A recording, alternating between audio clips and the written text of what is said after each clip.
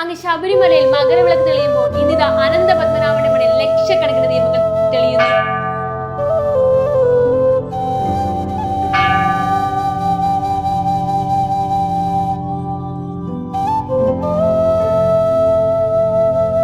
കിഴക്കേ ഗോപുരത്തിന്റെ പ്രഭ പത്മത്തിൽ അലിയുമ്പോൾ അതൊരു വിസ്മയ കാഴ്ചയായി മാറുന്നു.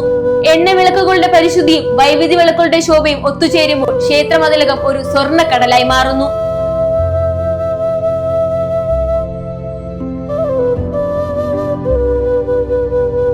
വർഷത്തെ നീണ്ട കാത്തിരിപ്പിന് ശേഷം തിരുവനന്തപുരത്തെ അനന്തപുരിയുടെ പത്മനാഭന്റെ മണലിത ലക്ഷക്കണക്കിന് ദീപങ്ങൾ തിരികൊളുത്തിയിരിക്കുന്നു.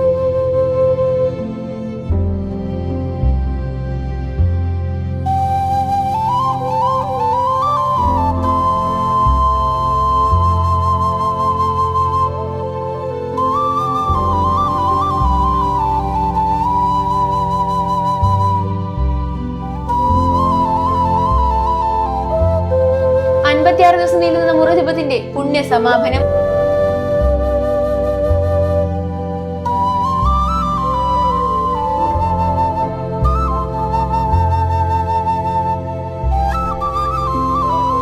കാർത്തിക മാസത്തിലെ അമാവാസി സന്ധ്യ തിരുവനന്തപുരത്തിന്റെ ഹൃദയം ദീപപ്രകാശത്തിൽ തിളങ്ങുന്ന അപൂർവ നിമിഷം. അതാണ് ശ്രീ പത്മനാഭ സ്വാമി ക്ഷേത്രത്തിലെ ലക്ഷദീപം. 1,00,000-ലധികം ദീപങ്ങൾ ഒരേ സമയം തെളിയുമ്പോൾ അത് വെറും ഒരു ഉത്സവമല്ല, അത് വിശ്വാസത്തിന്റെ മഹോത്സവമാണ്. അനന്തശയനായി കിടക്കുന്ന ശ്രീ പത്മനാഭന്റെ ദിവ്യരൂപം ദീപങ്ങളുടെ പൊൻവെളിച്ചത്തിൽ സ്വർഗവും ഭൂമിയും തമ്മിലുള്ള അതിരുകൾ മായുന്ന പോലെ ഭക്തരുടെ മനസ്സിൽ തെളിയുന്നു. തിരുവിതാംകൂർ രാജവംശത്തിന്റെ പത്മനാഭദാസ സമർപ്പണത്തിന്റെ ജീവിച്ചിരിക്കുന്ന സാക്ഷിയാണ് ഈ ലക്ഷദീപം. ക്ഷേത്രത്തിന്റെ ഗോപുരങ്ങളും മണ്ഡപങ്ങളും ഒരൊറ്റ ദീപമായി മാറുമ്പോൾ സമയം പോലും ഒരു നിമിഷം നിശബ്ദമാകുന്നു.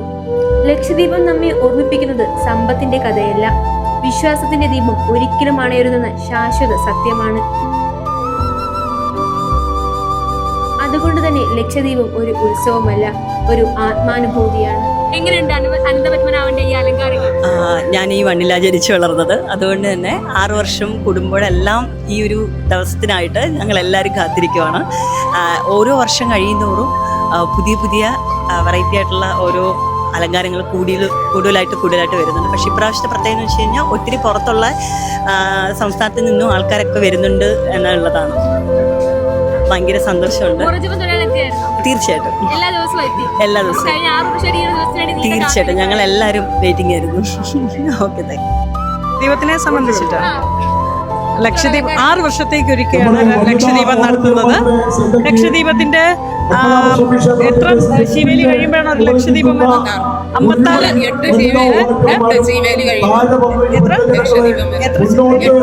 8 ശിവേലി കഴിയുമ്പോഴാണ് ലക്ഷദ്വീപം വരുന്നത്.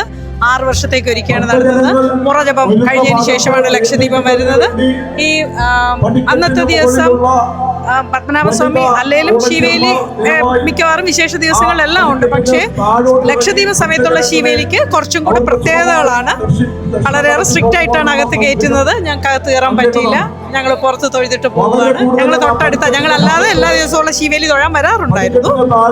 പിന്നെ എല്ലാ ലക്ഷദ്വീപത്തിനും വരാറുണ്ട്. 6 വർഷത്തിലൊരിക്കൽ എല്ലാ വർഷവും എല്ലാ ലക്ഷദ്വീപത്തിനും തൊഴാൻ വരാറുണ്ടായിരുന്നു. എല്ലാ അകത്ത് കയറാൻ വരാറുണ്ട്, എല്ലാ ദിവസവും തൊഴാൻ വരാറുണ്ട്.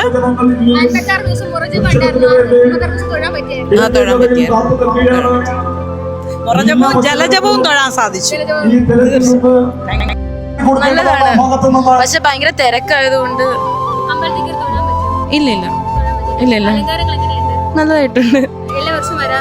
ഇല്ല ഞാൻ ഫസ്റ്റ് ടൈമാ. അതെ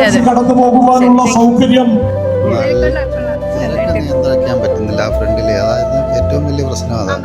പിടി കൊണ്ട് ഒഴിവാൻ പറ്റിയില്ല. എല്ലാ ദിവസവും വരാറുണ്ട്, പക്ഷെ എനിക്ക് കയറാൻ പറ്റില്ല. അതുപോലെ അവർ ഓൺലൈനിൽ കൂടെ ഒക്കെ ചെയ്തു, അതൊന്നും നോക്കിയിട്ട് ഒരു രക്ഷയില്ല. കാരണം കറങ്ങി നിൽക്കുന്നേ ഉള്ളായിരുന്നു, കിട്ടാൻ വലിയ ബുദ്ധിമുട്ടായിരുന്നു. അതൊക്കെ ശ്രമിച്ച് നോക്കി, കിട്ടിയില്ല, കാണാൻ പറ്റിയില്ല. കുറച്ചാൽ കൊള്ളായിരുന്നു. എന്തോ ഒരു സൗണ്ടാണ്, മനുഷ്യനോടെ നിൽക്കാൻ ഒക്കാത്ത സൗണ്ട് അവരുടെ മ്യൂസിക്.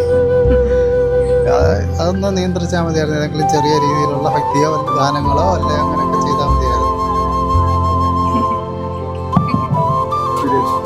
നല്ല എക്സ്പീരിയൻസ് ആണ്. ആദ്യമായിട്ട് പ്രാർത്ഥിച്ചായിരുന്നു.